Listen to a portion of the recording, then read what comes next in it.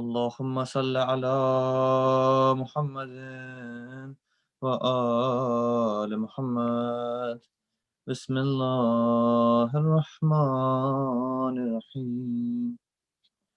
اللهم إني أسألك برحمتك التي وسعت كل شيء وبقوتك التي قهرت بها كل شيء وخزى لها كل شيء وذل لها كل شيء وبجبروتك التي غلبت بها كل شيء وبعزتك التي لا يقوم لها شيء وبعظمتك التي ملأت كل شيء وبسلطانك الذي على كل شيء وبوجهك الباقي بعد فناء كل شيء وبأسمائك التي ملأت أركان كل شيء وبعلمك الذي أحاط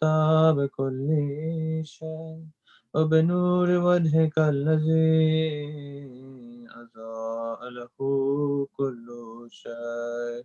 يا نور يا قدوس يا نور يا قدوس يا نور يا قدوس يا أول الأولين ويا آخر الآخرين. اللهم اغفر لي الذنوب التي تحرق العصام. اللهم اغفر لي الذنوب التي تنزل النقم. اللهم اغفر لي الذنوب التي تغير النعم. اللهم اغفر لي الذنوب التي تحبس الدعاء. اللهم اغفر لي الذنوب التي تنزل البلاء. اللهم اغفر لي كل ذنب أذنبته وكل خطيئة أخطأتها. اللهم إني أتقرب إليك بذكرك وأستشفع بك إلى نفسك وأسألك بجودك أن تدنيني من قربك وأن تلحمني ذكرك. اللهم إني أسألك سؤال خازن متذلل خاشع أن تسامحني وترحمني وتجعلني باسمك راضيا قانعا وفي جميع الأحوال متواضعا. اللهم أسألك سؤال من اشتدت فاقته وأنزل بك عند الشدائد حاجته وأزم فيما عندك رغبته. اللهم أزم سلطانك وعلى مكانك وخفي مكرك وزهر أمرك وغلب قهرك وجرت قدرتك ولا يمكن الفرار من حكومتك. اللهم لا أجد لذنوبي غافرا ولا لكبائحي ساترا ولا لشيء من عملي الكبيح بالحسن مبدلا غيرك. لا إله إلا أنت سبحانك وبحمدك ظلمت نفسي ظلمت نفسي ظلمت نفسي وتجرأت بجحلي وسكنت إلى قديم ذكرك لي ومنك علي. اللهم مولاي كم من قبيح سترته وكم من فادح من البلاء أكلته وكم من إثار وقيته وكم من مكروه دفعته وكم من ثناء جميل لست أهلا له نشرتا. اللهم أزم بلائي وأفرد بي سوء خالي وكسرت بي أعمالي وكدأت بي أغلالي وحبسني عن نفع بؤلو آمالي وخدتني الدنيا بغرورها ونفسي بجنايتها ومثالي يا سيدي فأسألك بعزتك أن لا يحجب عنك دعائي سوء عملي وفعالي ولا تفزحني بخفي ما اطلعت عليه من سري ولا تعاجلني بالعقوبة على ما عملته في خلواتي من سوء فعلي وإساءتي ودوام تفريطي وجهالتي وكثرة شهواتي وغفلتي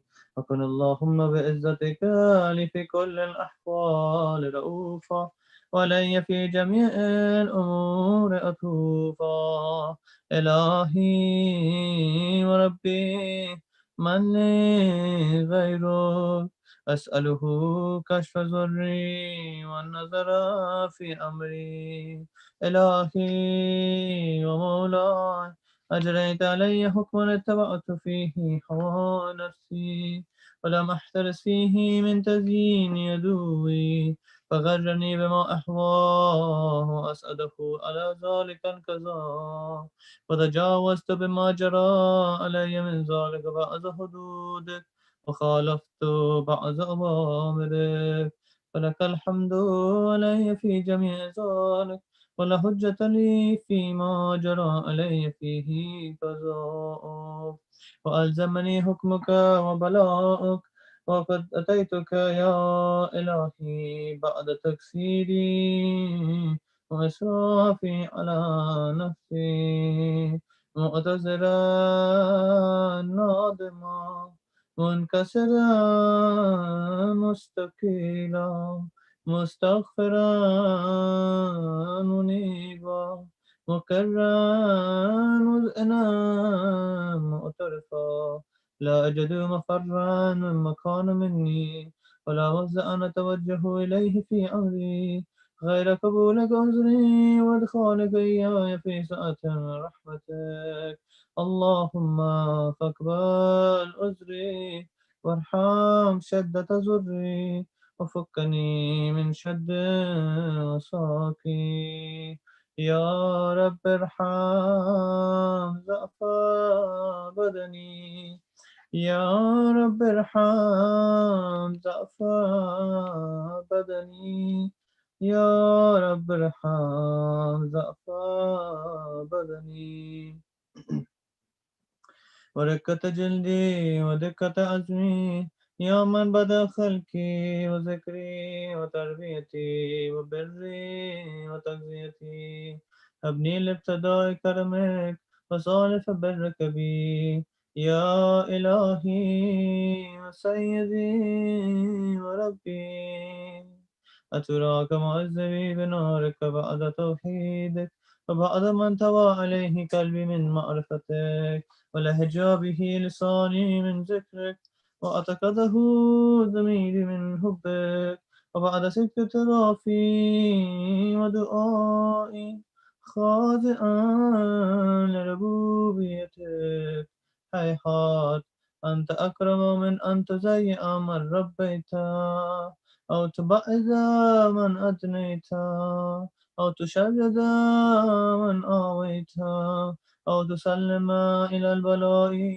من كفيته ورحمته وليت شعري يا سيدي وإلهي ومولاي قد سلت النار على وجوه خرت لعظمتك ساجدة وعلى ألسن نطقت بتوحيدك صادقة وبشكرك مادحة وعلى قلوب اعترفت بإلهيتك محققة وعلى زمار حوت من العلم بك حتى صارت خاشعة وعلى جوارح سأت إلى أوطان تعبدك طائعة وشارت باستغفارك مذئنا ما هكذا الظن بك ولا أخبرنا بفضلك يا كريم يا رب يا كريم يا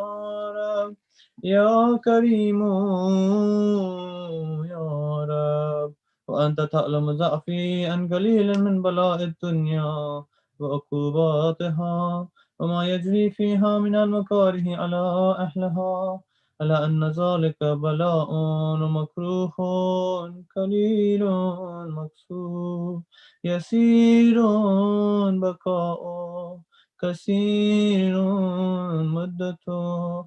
فكيف احتمال البلاء الآخرة وجليل وقوع المكاره فيها، وهو بلاء تطول مدته ويدوم مقامه ولا يخفف عن أهله، لأنه لا يكون إلا عن غضبك وانتقامك وسخطك، وهذا ما لا تقوم له السماوات والأرض.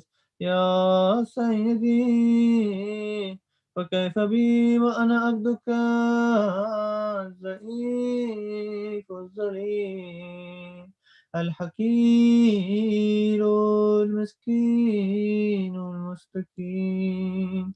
يا إلهي وربي وسيدي ومولاي، لأي الأمور إليك أشكو لما من هذا الجوع أبكي، لأليم العذاب وشدته أم لطول البلاء ومدته. فلئن سيرتني للعقوبات مع أعدائك وجمعت بيني وبين أهل بلائك وفرقت بيني وبين أحبائك وأوليائك، فحبني يا إلهي وسيدي ومولاي وربي. صبرت على عذابك فكيف أصبر على فراقك، وحبني صبرت على حر نارك فكيف أصبر على النظر إلى كرامتك. أم كيف أسكن في النار ورجائي أفوق، فبعزتك يا سيدي ومولاي أقسم صادقا لئن تركتني ناتكا لأزجن إليك بين أهلها ضجيجا آمنين، ولا أصرخن إليك صراخ المستصرخين، ولا أبكين عليك بكاء الفاقدين، ولا أنادينك أين كنت يا ولي المؤمنين، يا غاية آمال العارفين، يا غياث المستغيثين، يا غياث المستغيثين، يا غياث المستغيثين. يا حبيب قلوب الصادقين ويا إله العالمين، أفتراك سبحانك يا إلهي وبحمدك تسمع فيها صوت عبد مسلم سجن فيها بمخالفته، وذاك طعم عذابها بمعصيته، وخبث بين أطباقها بجرمه وجريرته، وهو يزج إليك زجيج مؤمل إن رحمتك، ويناديك بلسان أهل توحيدك، ويتوسلوا إليك بربوبيتك. يا مولاي فكيف يبقى في العذاب وهو يرجو ما سلف من حلمك، أم كيف تؤلمه النار وهو يأمل فضلك ورحمتك، أم كيف يهلكه لهيبها وأنت تسمع صوته وترى مكانه، أم كيف يشتمل عليه زفيرها وأنت تعلم ضعفا، أم كيف يتكلكل بين أطباقها وأنت تعلم صدقا، أم كيف تسجده زبانيتها وهو يناديك يا ربا، أم كيف يرجو فضلك في يدك منها فتتركه فيها. هيهات ما ذلك الظن بك ولا المعروف من فضلك، ولا مشبه لما عملت به الموحدين من برك وإحسانك، فباليقين أكتأ لما حكمت به من تأذيب جاهديك وكزيت به من إخلاد مارديك، لجنت النار كلها بردا وسلاما، وما كان لأحد فيها مكرا ولا مقاما، لكنك تقدست أسماؤك، أقسمت أن تملأها من الكافرين من الجنة والناس أجمعين، وأن تخلد فيها المعاندين، وأنت جل ثناؤك كنت مبتدئا وتطولت بالإنعام متكرما، أفمن كان مؤمنا كمن كان فاسقا لا يستوون. إلهي وسيدي، فأسألك بالقدرة التي قدرتها وبالكزية التي حتمتها وحكمتها وغلبت من عليه أجريتها، أن تحملي في هذه الليلة وفي هذه الساعة كل جرم أجرمته وكل ذنب أذنبته وكل قبيح أسررته وكل جهل عملته، كتمته أو أعلنته، أخفيته أو أظهرته، وكل سيئة أمرت بإثباتها الكرام الكاتبين الذين وكلتهم بحفظ ما يكون مني وجعلتهم شهودا علي مع جوارحي، وكنت أنت الرقيب علي من ورائهم والشاهد لما خفي عنهم، وبرحمتك أخفيت وبفضلك سترت، وأن توفر حظي من كل خير أنزلت أو إحسان فضلت أو بر نشرت أو رزق بسطت أو ذنب تغفر أو خطأ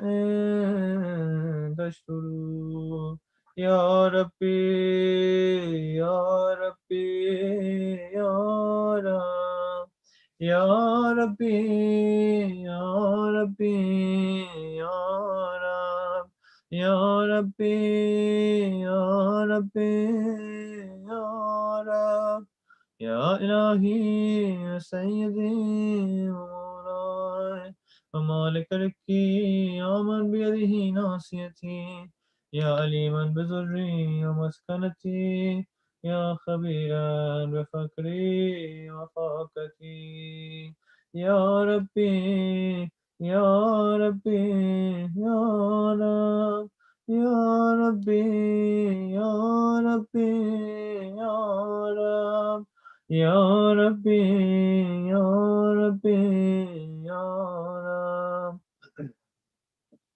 أسألك بحقك وقدسك وأعظم صفاتك وأسمائك أن تجعل أوقاتي في الليل والنهار بذكرك مأمورة وخدمتك موصولة وأعمالي عندك مقبولة، حتى تكون أعمالي وأورادي كلها وردا واحدا وحالي في خدمتك سرمدا، يا سيدي يا من عليه أولي، يا من إليه شكوت أحوالي، يا ربي يا ربي يا رب يا ربي يا ربي يا رب يا ربي يا ربي يا رب، قوي على خدمتك جوارحي واشدد على الأزيمة جوانحي، وهب لي الجد في خشيتك والدوام في اتصال بخدمتك، حتى أسرح إليك في ميادين السابقين وأسرع إليك في البارزين واشتاق إلى قربك في المشتاقين، وأدنو منك دنو المخلصين وخافك مخافة الموقنين، واجتمع في جوارك مع المؤمنين، اللهم ومن أرادني بسوء فأرده ومن كادني فكده، واجعلني من أحسن عبيدك نصيبا عندك وأقربهم منزلة منك وأخسهم وخصهم زلفة لديك فإنه لا ينال ذلك إلا بفضلك وجد بي بجودك وأتف علي بمجدك واحفظني برحمتك واجعل لساني بذكرك لحجا وقلبي بحبك متيما ومن علي بحسن إجابتك وكلني يسرتي واغفر زلتي فإنك كزيت على عبادك بإبادتك وأمرتهم بدعائك وزمنت لهم الإجابة فإليك يا ربي نصبت وجهي وإليك يا ربي مددت يدي فبعزتك استجب لي دعائي وبلغني مناي ولا تأتأ من فضلك رجائي واكفني شر الجن والإنس من أعدائي يا سريع الرضا يا سريع الرضا يا سريع الرضا اغفر لمن لا يملك إلا الدعاء فإنك فعال لما تشاء يا من اسمه دواء وذكره شفاء وطاعته غنى ارحم من رأس ماله الرجاء وسلاهه البكاء يا سابغ النعم يا دافع النكم يا نور المستوحشين في الظلام يا عالما لا يعلم صل على محمد وآل محمد وافعل بما أنت أهله وصلى الله على رسوله والأئمة الميامين من آله وسلم تسليما كثيرا كثيرا اللهم صل على Muhammad وآل Muhammad وعجل فرجه. Jazakallah, brother Daniel. I'm going to request Sheikh Amin Rastani to start the Nahjul Balagha, tafsir of Nahjul Balagha. Bar Muhammad wa ali Muhammad salawat. Allahumma salli ala Muhammad wa ali Muhammad wa ajil farajahum. عليكم ورحمة الله. أعوذ بالله من الشيطان الرجيم. بسم الله الرحمن الرحيم. الحمد لله رب العالمين والصلاة والسلام على سيدنا ونبينا أبي القاسم المصطفى محمد وآله الطاهرين. اللهم صل على محمد وآل محمد وعجل فرجهم.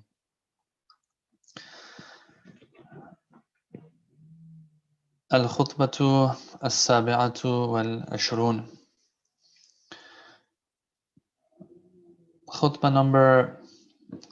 number 27 of Nahjul Balagha.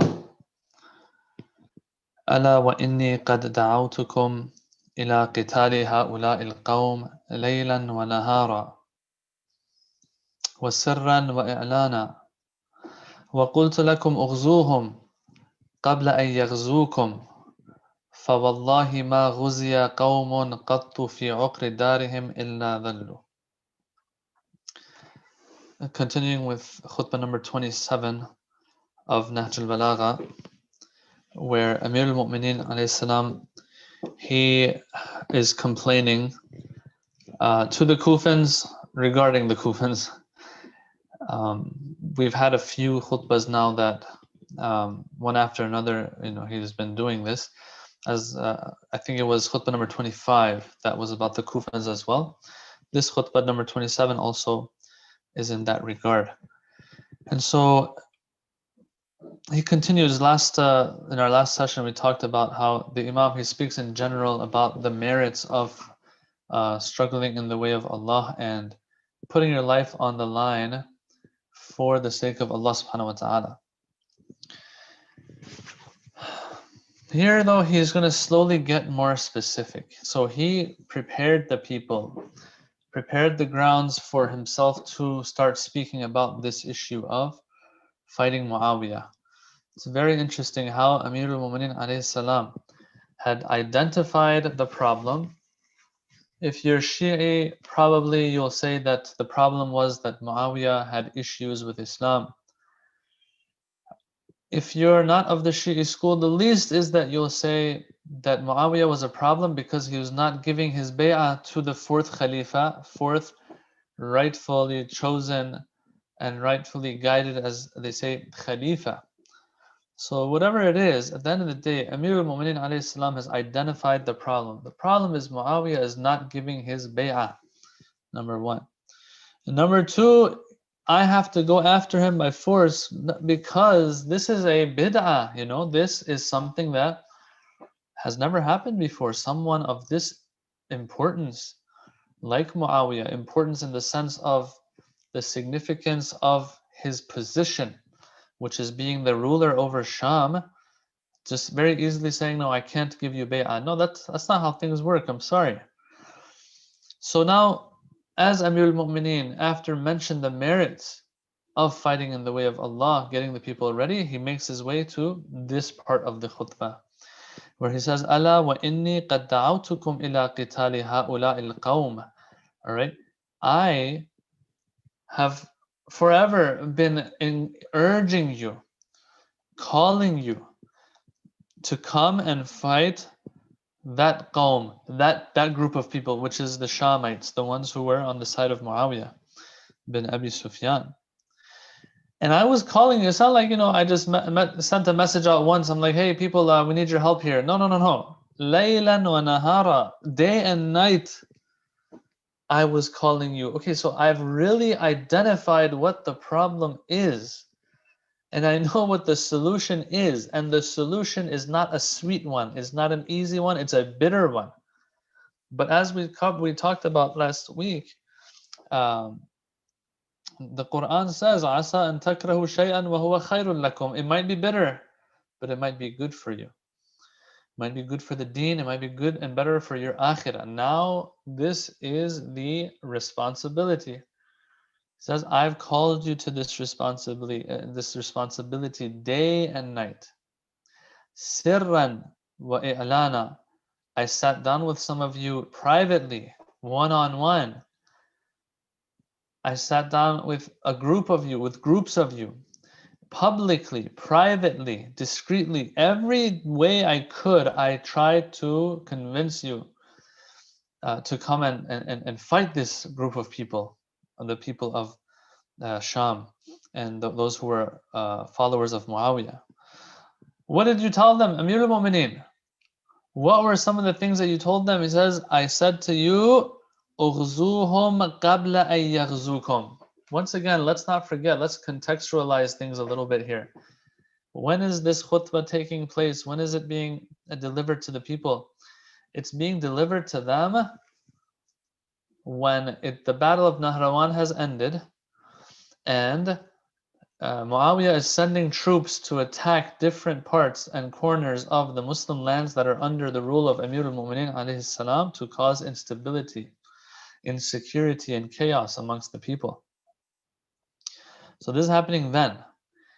Amir al-Mu'minin says, look, didn't I tell you when we were going towards Muawiyah and then the Battle of Nahrawan took place against the Khawarij, and after that I said, let's continue with our main goal and mission, which is to fight Muawiyah, and all of you turned away? Well, I was pushing you to fight them before they come and fight you. But now that you stayed behind in your homes, they came and fought you.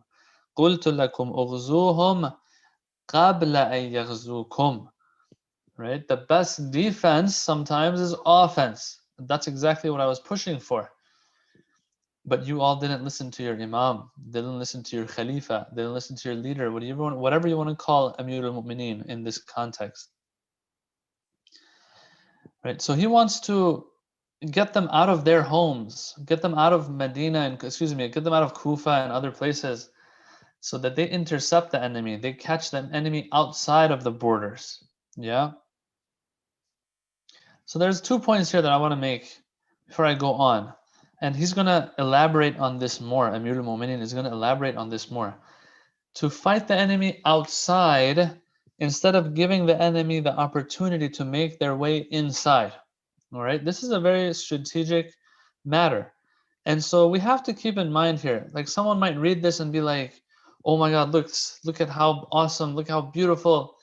Imam Ali knows the art of war so well. He says, catch the enemy outside so that they don't make their way inside. Brothers and sisters, this is a very, very important matter, yes. But look, it's not something that a ma'soom necessarily has to tell us. This is how clear it was.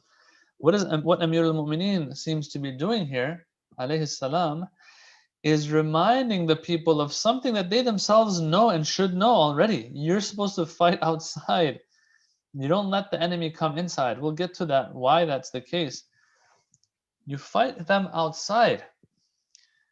And so he's reminding them, just like Ayatollah Sistani in Iraq a few years ago, when ISIS was making its way in and into more and more into the heart of Iraq. Ayatollah Sistani, some said, oh yeah, he has issued a fatwa that you have to go and defend and fight back against ISIS. Okay, that was one way of putting it, but in reality, defending the Muslim lands in a situation like that is wajib anyway. It's not like Ayatollah Sistani had to issue a fatwa on it.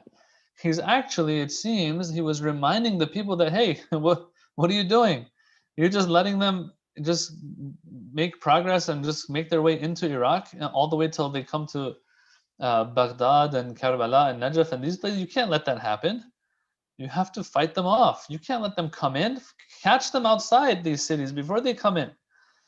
So these are not necessarily teachings of Islam in the sense of how Islam teaches us that this is how you're supposed to perform Hajj, this is how you're supposed to perform Salat and things like that. These are common sense matters. It's reached a point where Amir al-Mu'mineen has to remind people of things that are common sense, really. Number one, that's one point I wanted to make. Number two point that I want to make is this, is that this matter of the best defense is offense, this applies to almost every aspect of our lives. We can't just sit here now and be like, okay, this was during the time of Ali ibn Abi Talib alayhi salam. It doesn't pertain to us today, and because we're not, or where we're living today, there's no fighting or anything where we're living. So, all right, we're good. No, this really has to do with every aspect of life. I'll give you maybe one or two examples. Like we can't just sit here as Muslims while intellectually, academically, more and more challenges are being thrown towards Islam and Shiism in particular. I don't want to get into details right now, but yes, we are being challenged in our beliefs, brothers and sisters. And so we have our youth in different parts of this side of the world. Let's say North America, for example. You've got pockets and pockets of youth growing up, born and raised here, who are going to have a lot of questions moving forward. And yet we say, oh, alhamdulillah, we're good.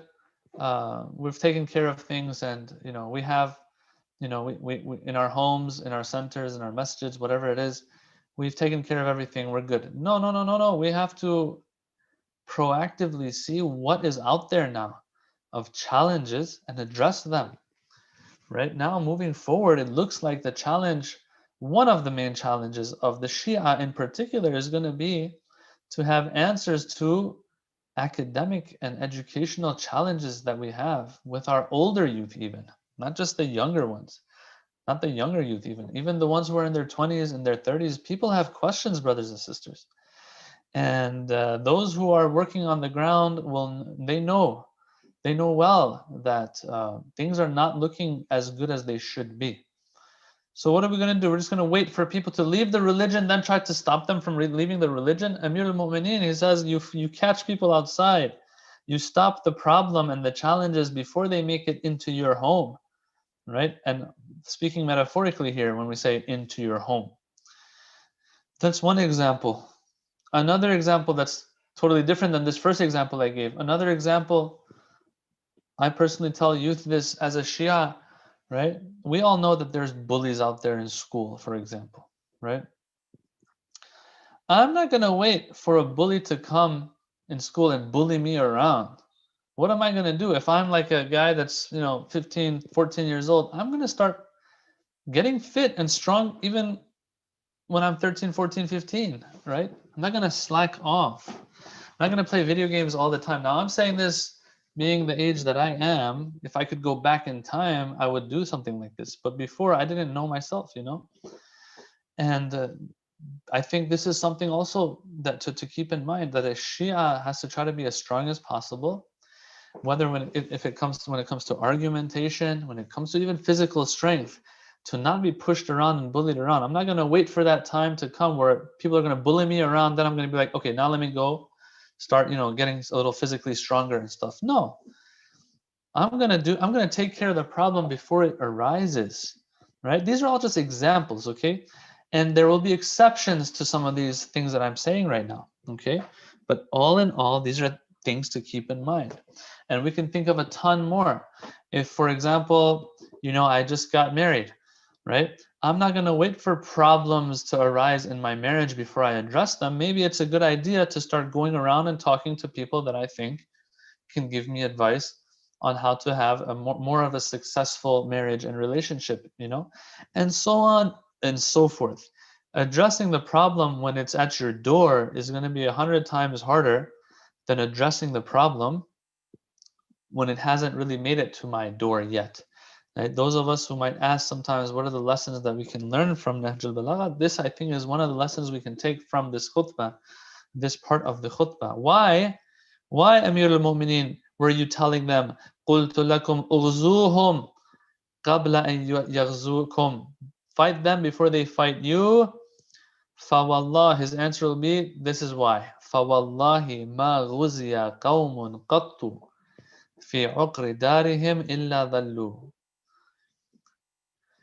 He says, because no one has been fought in their own home except that they have been belittled, they have lost, they've been destroyed. That's the problem. If you don't go out, if you don't, put that burden on your shoulders and carry that burden of going out, yeah, and intercepting the challenge that's going to come your way, is going to be at your door after a while. If you don't go out, put yourself through that discomfort, once it comes to your door, it's going to be too late. Imam Ali alayhi salam, he says, you're probably going to be doomed for failure if you're going to let the problem come to your door instead of you going and catching it outside, intercepting it before it comes to you. So in other words, the best defense in his eyes is offense. Now someone might say, what we've thought that the imams of Ahlul Bayt would never start the fight. Yeah? They were always the ones who would let others start the fight. That is true. But in this situation, who started the fight? The one who's not giving bay'ah and is establishing a grand bid'ah of not giving bay'ah to the Khalifa of your time. Right? Either you're going to give me bay'ah. It's not like Amir al-Mu'mineen attacked from day one to get the bay'ah. He tried and tried and tried. He said, give me bay'ah. He said, no, I'm not going to give you bay'ah. What do you mean? That doesn't make sense. Sham is one of the Muslim lands, and the one who is ruling over it has to be someone that I have okayed. You're not okay by me. Give me bay'ah, and I'm probably going to tell you to step down afterwards. That's why Muawiyah is not giving him bay'ah. If Muawiyah knew that if he gives him bay'ah, he can stay, then he would give bay'ah probably. But us as Shia, we believe that no, that's not the case. He knew that if he gives bay'ah and he has to listen to Ali ibn Abi Talib, Ali alayhi salam is going to have him step down. Yeah. So Amir al-Mu'minin explains why he was telling them to fight before they are fought against. Because if you let it come to the door, the problem, then you're going to be in trouble. For example, if we're going to talk about war and physical battle, why is it that it's going to be a problem when they come to your door? The problem, I think it's very clear, is because the home, let's say, if someone wants to fight you in your own home, what's going to happen? The inside of the house is going to be trashed and destroyed, right? If not even the outside. Depends how you're fighting. If it's a fist fight and it's just if you're wrestling somebody, all right, furniture will break, Decorations will fall and break, frames will break, things like that. If no, it's more than that. If it's like a shootout or something, or even more than that, then like even the outside, the walls, everything's going to be destroyed. So that's one. Two, if your family is in the home, then while you're fighting, the person who's against you isn't going to care what they damage and destroy, or who of your family members they're going to hurt. You're the one who has to navigate all of that and at the same time also fight that person that's attacking you, right? So these are all problems. Yeah, if your children, or God forbid, are in there and stuck in the middle of that scuffle, for example, then this is what's going to happen. So once again, this will apply to physical battle. It will apply to everything else.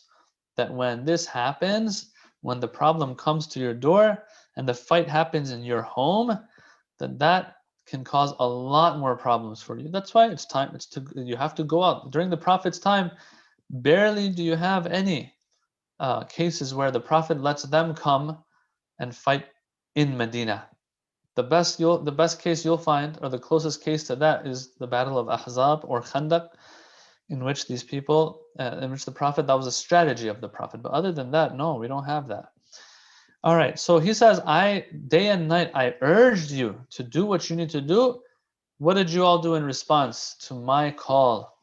فَتَوَكَّلْتُمْ وَتَخَاذَلْتُمْ. Tawakkaltum means when you leave the job for someone else to do. You make someone else the wakil for it, right? You're my wakil. You take care of it. You delegate it to others. You outsource it to others. That's all you did. I contact you privately. You say I'll tell somebody else to do it, and so on and so forth. Tawakkaltum wa takhadaltum, and you deserted each other. Each person is deserting the other. That was your job. You desert, and especially Amir al-Mu'minin himself. You deserted Amir al-Mu'minin himself. Okay, so you did all of this حتى شنت عليكم الغارات, until eventually Muawiyah did what he did, and these attacks took place against you. وملكت عليكم الأوطان, and the cities of yours were conquered as a result of you slacking off, you not living up to what you were supposed to do. All of this as a result of that. Two things: attacks one after another, and these cities falling to the forces of Muawiyah. All right. Well, Amir al-Mu'minin, you're saying all of this. You're saying all of this, but still you're speaking in general. Give us an example. He says, وَهَذَا أَخُو غَامِدٍ وَقَدْ وَرَدَتْ خَيْلُهُ الْأَنْبَارِ. Finally, we get to that part of the khutbah where Amir al-Mu'minin puts his finger on a specific case. And if you remember 2 sessions ago, we talked about this, that this khutbah is speaking about a person by the name of Sufyan. Sufyan, if I'm not mistaken, his name was Sufyan bin Auf al-Ghamidi. And so this Sufyan, his name was Sufyan bin Auf al-Ghamidi. Amir al-Mu'minin gives that example of what he's done. Sufyan has done. What did Sufyan do? According to Amir al-Mu'minin here, he says, look, you're right now, I'll give you a living example. وَهَذَا, and this is, when he says هَذَا, it means this is a living example. It's an example that's happening right now almost. أَخُو غَامِدٍ, the brother of Ghamid. In Arabic, if you want to refer to someone and refer to them with their tribe, you can refer to them as the brother of the tribe, right? So he was from the tribe of Banu Ghamid. So Amir al-Mu'minin calls him Akhu Ghamid. Yeah, we have this in the Quran as well, where the Quran says, like, we sent to those people Akhahum Salih, like we sent their brother Salih to them. Brother in the sense of belonging to that tribe. Okay, so Akhu Ghamid meaning Abu Sufyan bin Auf, Sufyan bin Auf al-Ghamidi. Amir al-Mu'minin alayhi salam says, this is him right now. What's going on with him? وَرَدَتْ خَيْلُهُ الْأَنْبَارِ. His troops, they entered the city of Anbar. What did they do?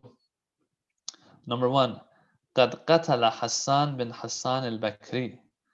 They killed Hassan bin Hassan al-Bakri, my representative there. Like, that's the worst.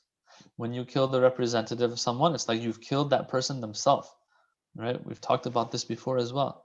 If someone attacks, if the president of a country is assassinated, it's as if that country has been compromised, has been attacked, right? So I'm going to read to you what we have in the book of A'yan al-Shia, what he says there about this Hassan bin Hassan al-Bakri. He says the one who was killed in 38 AH, right? This is a couple years before the martyrdom of Amir al-Mu'mineen alayhi salam. Khan amilahu ala al-Anbar. This was Imam Ali's representative in Anbar, doing work there for him. So what did Muawiyah do? Muawiyah sent Sufyan bin Auf al-Ghamidi fi sittati alaf, with 6,000 troops. This is in the book of A'yan al-Shia. فأغار بها على الأنبار, and so he took over Anbar, he destroyed Anbar. And so this Hassan, he says, had 500 troops with him. So 6,000 versus 500. Okay. كانوا قد تفرقوا. These 500, they dispersed. How many were left? بقي معه نحو 200. Only 200, around 200 were left with this Hassan bin Hassan al-Bakri. These are the ones that I say we never hear of, but these are the shuhada that have those very high ranks. Just because we haven't heard of them doesn't mean that they didn't exist or that they don't have these ranks. Yeah. It says فَقَاتَلَ بِهِمْ. He fought with those 200 against 6,000 until it reached the point where he knows that it's over. And so what did he do? Hassan bin Hassan al-Bakri, he tells his troops, he says, hey, whichever one of you wants to run away, because we're going to all die here. All right, I give you permission to go. So how many are left with him? Now this is the sad part. وَبَقِيَ فِي 30 رَجُلًا. He was left with 30. So out of the around 200, 170 left. Wow. And so he led them towards death, and they all became shaheed. Sabiran muhtasiban, with patience, and relying on his Lord that Allah is going to reward him accordingly. Yeah. So this is Hassan bin Hassan al-Bakri, according to Sayyid Muhsin al-Amin in his book A'yan al-Shia, where he explains that this is who Hassan bin Hassan was. And some say his name was al-Ashras. So that's also one thing. Anyway, so Amir al-Mu'mineen here, he says, look, number one, he entered Anbar and killed Hassan bin Hassan al-Bakri, this Sufyan bin Auf. 1. 2. Azala khaylakum an masalihiha. And he got rid of all the troops that we had there in those borders. Okay, masalih, they say, is the plural of maslaha. Maslaha with a sin, not with a sad, with a sin. With a sad, maslaha means expediency, the good and advantages of something. But with a sin, it comes from silah and weaponry. So maslaha is those places where you would have weapons, which are the borders, they say. The borders are where you would have troops and you would have lots of weapons there so that they could protect the borders. And if you remember a couple of sessions ago, we talked about this as well, that back then Anbar, today it might be a big province in Iraq, but back then apparently it was a city, according to these commentators of Nahjul Balagha. It was a city that bordered with Sham, and so this Sufyan bin Auf attacks that bordering city. Now here, some commentators have made a good point. They say that Amir al-Mu'mineen, the way he words things here, that they got rid of the troops that you had there at the border, meaning that there was barely any resistance. The wording that he's using is that they did what they did without a problem. وَلَقَدْ بَلَغَنِي. Now this is the sadder part for Amir al-Mu'mineen alayhi salam, because at the end of the day, these are his people. And he gets upset that this is what's happening to his people that he's supposed to be taking care of and he's responsible for. And this is a famous part of this khutbah that we've all heard of. He says, وَلَقَدْ بَلَغَنِي أَنَّ الرَّجُلَ مِنْهُمْ كَانَ يَدْخُلُ عَلَى الْمَرْأَةِ الْمُسْلِمَةِ 1. 2. وَالْأُخْرَى الْمُعَاهَدَةِ.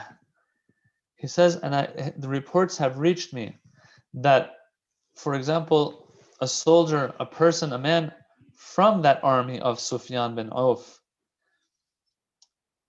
entered upon a Muslim woman and also upon a non-Muslim mu'ahad woman.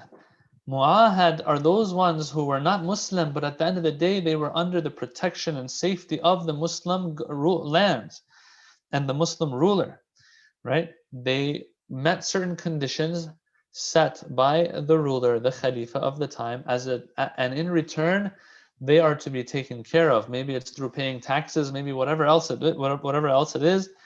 They have a treaty with the Muslim ruler, and the Muslim ruler is supposed to take care of them. So Amir al-Mu'minin here, he says, I've heard that people from this army of Sufyan bin Auf that was sent by Muawiyah, they would enter upon, after of course they've probably killed people, and there are women who are helpless and defenseless, they enter upon them.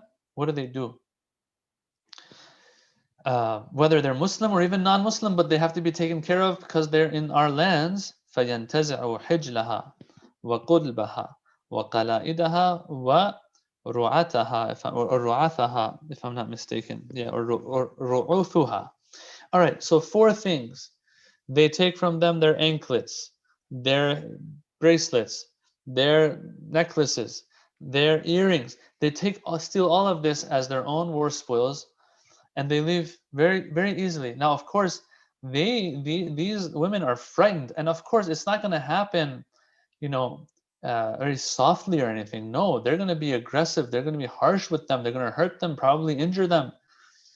So they are going to be scarred for life. So these women, this is happening to them. مَا تَمْتَنِعُ مِنْهُ. What do they have as a defense mechanism? Is 2 things. Istirja, istirham. The only defense they have against what's happening to them, these women, is that they are doing istirja. Istirja has one of 2 meanings. Either saying inna lillahi wa inna ilayhi raji'un, but it seems that in this certain specific context, when they do istirja, the other meaning of istirja is meant, which means to raise your voice very highly and to wail and scream and things like that. Okay, that's another meaning of istirja. It seems that's what would be meant here, especially since the Imam is saying the Muslim and non-Muslim. Non-Muslims won't say inna lillahi wa inna ilayhi raji'un. So it's probably meant is they're screaming and doing istirham, asking for mercy, begging that they, not be hurt, and that they have mercy on them. So this is the only way they can defend themselves. In other words, this is the only way they can get themselves out of such a situation. And you can be probably sure that lots of times it won't work. These troops, when they come in, they're after these things. If not hurt the women themselves, and God forbid even more than that, the least is that they're going to steal all the wealth they can and take it for themselves. Okay, so all of this is happening, right? Amir al-Mu'minin is very upset. And of course, here scholars point out the fact that, look, if anyone thinks that Islam has issues with non-Muslims per se, then why is Ali ibn Abi Talib so upset here? That he mentions by name, he names this one too. He says, look, Muslim and even non-Muslim women, it doesn't matter. If we're at peace with them, if they're living in our jurisdiction, then we have to take care of them. And so he puts them in the same sentence, puts these 2 in the same sentence next to each other. He says it's happening to both of them, and I'm upset about it. And I'm so upset to hear ثُمَّ انصَرَفُوا وَافِرِينَ. These monsters who attacked these women, what do they do afterwards? They leave wafirin. They have been able to collect everything that they wanted to, right? To the brim. They filled their cups to the brim, so to speak, right? Wafirin. All right. What's the price they had to pay, though, for this? That's the question. What price did they have to pay to get their hands on all of this? They didn't have to pay a price at all. ما نال رجلا منهم كلم ولا أريق لهم دم. Neither were they hurt, and no harm befell them, and not even a drop of blood was spilled from them. In other words, this is what should have happened to them. If they're going to go this far, in doing things like this and committing these crimes, then they should at least pay a price for it. They should at least be inflicted by some form of harm, Ali ibn Abi Talib is saying here. They shouldn't be able to get away with it. Wafirin, but he says that we see that they were able to get away with it without any problem at all. In other words, look, sometimes you fight back, you're able to put a dent into the enemy, yeah?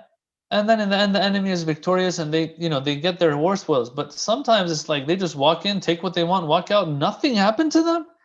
Amir al-Mu'minin can't stand this. Number one, this is women we're talking about who are helpless. And number two, without a fight, without no problem, they just do whatever they want and they can go.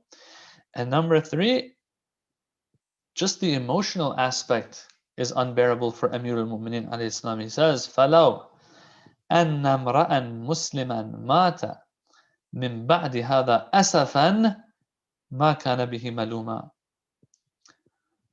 That if a person is to hear this, a Muslim is to hear this, and is to die because of grief as a result of what they've heard, they're not to be scolded. That is something that is praiseworthy. You can't question that. In other words, this is such a deep musibah and such a deep tragedy. Now, he didn't say that these women were killed. He didn't say that other bad things might have happened to them. No, he just says that their belongings were stolen. That's all he's saying, yet it is so unbearable for him. It has to be a fair fight, he says. This is not a fair fight. And so Amir al-Mu'minin is so upset that he says, look, if someone dies out of grief from hearing this, then they're not to be scolded. بَلْ كَانْ بِهِ عِنْدِي جَدِيرًا. Yeah, as a matter of fact, it's praiseworthy in my eyes, Amir al-Mu'minin alayhi salam says. So here, there's one point we need to talk about a little bit, and that is that he says, if a Muslim hears this, right, and dies of grief, it's not a problem. Now, he's not saying that they should die of grief, but he says if someone dies of grief, if a Muslim dies of grief, I'm not going to blame them. And this reminds me of that other hadith of the Holy Prophet ﷺ. It's famous, you've all heard it, that مَنْ أَصْبَحَ وَلَمْ يَهْتَمَّ بِأُمُورِ الْمُسْلِمِينَ فَلَيْسَ بِمُسْلِمٍ. A person who wakes up in the morning doesn't care about what's happening to other Muslimin around the world, they're not Muslim. Of course, it doesn't mean that they're kafir now. It means that true Islam, they don't bear it. Yeah. Now, of course, some people here, they have their version of giving importance to the affairs of the Muslims. And then if others don't do it exactly like them, they're like, oh, you don't care about the Muslims. No, we have to be clear here. Every person is different in their understanding and their way and their approach of giving importance to what is happening, but to the Muslims in the world. The least is that you care. Not that you wake up every day, you're just like, you know what, who cares what's going on? Let me just take care of myself. No, you're like, let me read what's going on. And if there are bad things happening out there, yeah, it at least affects you. Yeah. Some people use a hadith like this to make sure that everyone gives importance the way they give importance. No, that's not what the hadith is saying. Ihtimam means to, like in Farsi you would say ahamiyat dadan, to give importance to something. Something matters to you at the end of the day. Now, sometimes that will push you to do something in practice as well. Sometimes you feel like, I can't really do much about it. Let me do this much. Let me do that about it. Every person will do things differently. But at the end of the day, ihtimam has to be given if someone wants to have that full, complete, inshallah, version of Islam. Here, Amir al-Mu'minin says, if a Muslim person hears this, in other words, I expect this maybe from some Muslims, that they might even lose their life over this, right? Or that hadith by the Holy Prophet that sallallahu alaihi wasallam, where he says, if you don't give importance, you're not a Muslim. All of this shows that this is what Islam is all about. Islam is about these things and not turning a blind eye to whatever is happening out there. Yeah. All right. So this part of the khutbah ends here. The next part of the khutbah, Amir al-Mu'mineen alayhi salam, what he does is that he starts talking about very important matters regarding haqq versus batil, and which side of batil and haqq you are, and how serious you are. These parts are also very famous parts of this khutbah as well. And inshallah, I'm going to leave that for our next session. Walhamdulillahi Rabbil Alameen. Before I end, there is a request for Surah Fatiha for the sister of Maulana Sartar Zaidi, who we all know lives in Detroit. And I saw the email today as well, and it was upsetting news. May Allah bless her soul and give the family patience. Here, Jalis Fatima, daughter of Sayyid Anjum Hussain Zaidi, sister of Maulana Sartar Zaidi. So inshallah, we recite a Fatiha for her soul, and we will end. Bismillah ar-Rahman ar-Rahim. Alhamdulillah.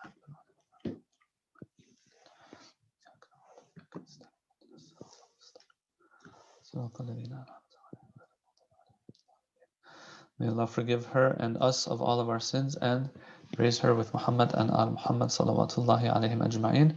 Thank you for tuning in. Wassalamu alaikum wa rahmatullahi wa barakatuh.